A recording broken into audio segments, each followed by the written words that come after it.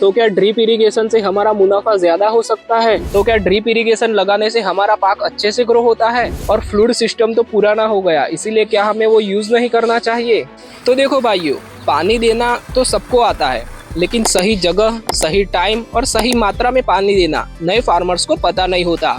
और कई नए फार्मर्स तो कंफ्यूज होते हैं कि हम फ्लूइड सिस्टम यूज करें कि ड्रिप सिस्टम। तो अगर आप काफी टाइम से फार्मिंग करते आ रहे हो तो आप इस वीडियो को स्किप कर सकते हो, और अगर आप नए फार्मर्स हो बिल्कुल मेरी तरह, तो आप इस वीडियो को एंड तक जरूर से देखना। इस वीडियो में मैं आपको बताने वाला हूँ ड्रिप एंड फ्लूइड सिस्टम का रियल डिफरेंस, और किस फार्मर को कौन सा सिस्टम यूज करना चाहिए, और जो गलतियां आप करते हैं वो, और सबसे जरूरी कौन सा सिस्टम आपके लिए प्रॉफिटेबल है। फ्लूइड इरिगेशन का आसान सा मतलब है पूरे खेतों में पानी छोड़ देना, और फिर पानी ग्रेविटी के मुताबिक प्लांट के पास चला जाता है। और ये तरीका इंडिया में काफी पुराने टाइम से चलता आ रहा है, और आज भी इंडिया में ज्यादातर यही यूज होता है। इसमें मिट्टी के ऊपर का एरिया भीगा हुआ रहता है, और जहाँ स्लोप ज्यादा होता है वहाँ एरोजन होता है, और जहाँ लो एरिया यानी गड्ढा होता है वहाँ पानी भरा हुआ रहता है। कुछ इस तरह मिट्टी के द्वारा रास्ता बनाया जाता है। फ्लूइड सिस्टम के फायदे की बात करें तो इसका सबसे पहला फायदा ये है कि ये पुराने फार्मर के लिए इजी है, क्योंकि वो काफी टाइम से फ्लूइड सिस्टम यूज करते आ रहे हैं। दूसरा हमारा फायदा ये है कि ये काफी क्रॉप्स के लिए सूटेबल है। अब ये तो हो गए फायदे। अब फ्लूइड सिस्टम के नुकसान के बारे में बात करते हैं, क्योंकि दुनिया में ऐसी कोई भी चीज नहीं जिसके सिर्फ फायदे हो या जिसके सिर्फ नुकसान हो।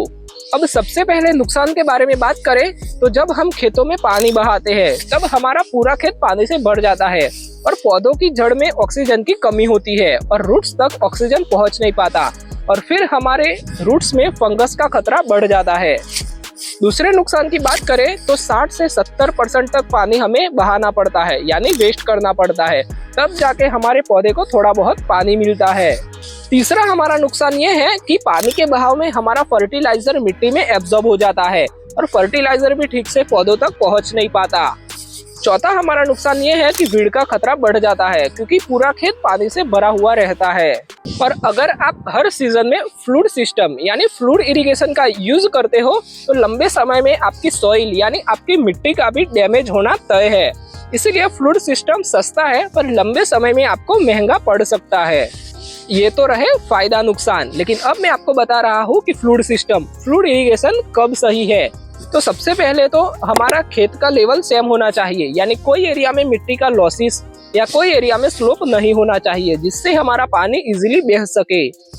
दूसरा ये है कि लेबर अवेलेबल होना चाहिए जो हर वक्त हमारे पानी को दिशा दे, यानी हमारे पानी को बहने के लिए रास्ता कर सके। गेहूं, गन्ना ये सब फ्लूइड सिस्टम यानी फ्लूइड इरिगेशन में अच्छे से ग्रो होते हैं। तो ड्रिप इरिगेशन में कुछ पाइप्स और साधनों के द्वारा पाइपलाइन जैसा बिछाया जाता है, और फिर इन पाइप्स में छोटे छोटे छेद होते हैं, और फिर पानी सीधा प्लांट्स के रूट एरियाज में दिया जाता है ड्रॉप बाय ड्रॉप। इसमें हम फर्टिगेशन यानी फर्टिलाइजर भी मिक्स करके हमारे पौधों की जड़ में दे सकते हैं, बिल्कुल पानी की तरह।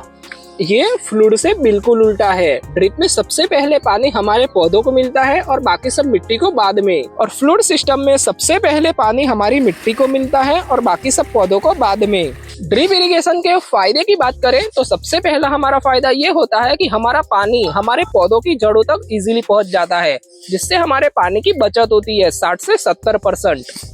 दूसरे फायदे की बात करें तो फर्टिगेशन यानी हमारा फर्टिलाइजर भी हमारे पौधों की जड़ तक इजीली पहुंच जाता है। तीसरे फायदे की बात करें तो फ्लूइड सिस्टम के मुकाबले हमारे ड्रिप सिस्टम में हमारा उत्पादन और क्वालिटी भी बेहतर होता है। चौथे फायदे की बात करें तो लेबर का भी जरूरत एक ही बार पड़ता है। जब हम ड्रिप का सेटअप करते हैं तब हमें लेबर की जरूरत पड़ती है, बाकी आप खुद भी हैंडल कर सकते हो। अब ड्रिप इरिगेशन के नुकसान की बात करें तो सबसे पहला हमारा नुकसान ये है कि ड्रिप इरिगेशन के सेटअप में कॉस्ट थोड़ा ज्यादा होता है। मान लो आप 1 एकड़ में ड्रिप सिस्टम लगाने का सोच रहे हो तो 50 से 60 हजार का आपका खर्चा हो जाएगा, जिसमें आपको 60 से 70% की गवर्नमेंट सब्सिडी भी मिलेगी। ड्रिप सिस्टम के दूसरे नुकसान के बारे में बात करें तो जैसा कि हमने आपको अभी बताया कि ड्रिप सिस्टम में बहुत ही ज्यादा साधन यूज होते हैं, जिनका मेंटेनेंस भी जरूरी होता है, खास करके फिल्टर का।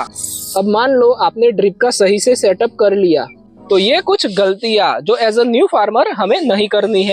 तो सबसे पहले हमारी ये गलती है कि ड्रिप सिस्टम को हर क्रॉप के लिए यूज करना।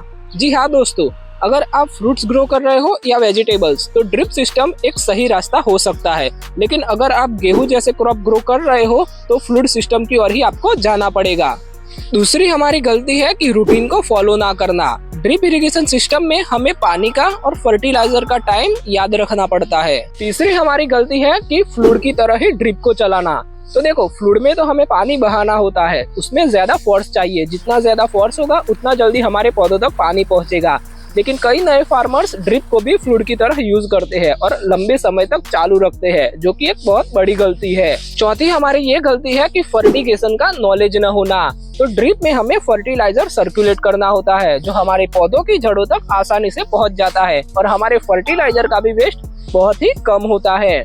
तो ये काफी नए फार्मर्स को पता नहीं होता कि फर्टिलाइजर की कितनी मात्रा डालें और कब तक हमें सर्कुलेट करना रहता है ड्रिप में। तो ये सब आप पहले जान लो और फिर आप यूज कर सकते हो। तो देखो, ये तो रहा ड्रिप एंड फ्लूइड का अपना अपना डिफरेंस, लेकिन अब जो मैं आपको बताने जा रहा हूँ वो जरा ध्यान से सुनना। तो देखो, drip irrigation system and fluid irrigation system दोनों के अपने अपने फायदे भी हैं और अपने अपने नुकसान भी, लेकिन आज के टाइम पे दोनों ही इंडिया में इक्वली यूज हो रहे हैं। निर्भर ये करता है कि आप क्या ग्रो कर रहे हो। तो कुछ क्रॉप ऐसे होते हैं जिसमें ड्रिप सिस्टम अच्छा नहीं होता, और कुछ क्रॉप ऐसे होते हैं जिसमें फ्लूइड सिस्टम अच्छा नहीं होता। मतलब अलग अलग क्रॉप्स में अलग अलग तरह के सिस्टम यूज होते हैं। मान लो अपने अपने फील्ड में वेजिटेबल या फ्रूट ग्रो कर रखे हैं, तो आपको ड्रिप सिस्टम ही यूज करना पड़ेगा। और अगर आपने अपने फील्ड में गेहूं, मक्का, राइस, चना ऐसे क्रॉप ग्रो किए हैं तो आपको फ्लूइड सिस्टम की ओर ही जाना पड़ेगा। तो अब अगर आप फार्मर हो और ड्रिप इरिगेशन सिस्टम लगाने की सोच रहे हो तो आप अपने आप से ये 4 सवाल जरूर से पूछना और तय करना कि सच में आप ड्रिप यूज कर सकते हैं कि फ्लूइड। क्या मेरे फार्म पर पानी लिमिटेड है? क्या मेरे फार्म पर लेबर की प्रॉब्लम है? क्या मैं क्वालिटी में मानता हूँ? क्या मैं बार बार ड्रिप का मेंटेनेंस करवा सकता हूँ? तो फिर आप तय करो कि आपको ड्रिप इरिगेशन सिस्टम यूज करना है कि फ्लूइड इरिगेशन सिस्टम। तो अब यहाँ पे हमारी वीडियो को एंड करते हैं। तो दोस्तों, ड्रिप इरिगेशन सिस्टम कोई नए जमाने का मैजिक नहीं है, या फ्लूइड इरिगेशन सिस्टम भी कोई पुरानी बेकार टेक्निक नहीं है। दोनों के अपने अपने फायदे हैं और अपना अपना रोल है। सिस्टम नहीं, हालत तय करते हैं कि कौन सा बेस्ट है। तो अगर आपके पास पानी कम है और आपका क्रॉप ज्यादा मुनाफे वाला है तो ड्रिप इरिगेशन सिस्टम बेस्ट है, और अगर आपके पास बड़ी सी जमीन है और पानी भी ज्यादा है तो फ्लूइड सिस्टम भी काम का ही है। तो कोई सही नहीं, कोई गलत नहीं, दोनों के अपने अपने फायदे हैं, दोनों के अपने अपने रूल्स भी है। तो अगर आपको ये वीडियो पसंद आया हो तो वीडियो को लाइक करो और एग्री इनसाइडर यूट्यूब चैनल को सब्सक्राइब जरूर से कर देना।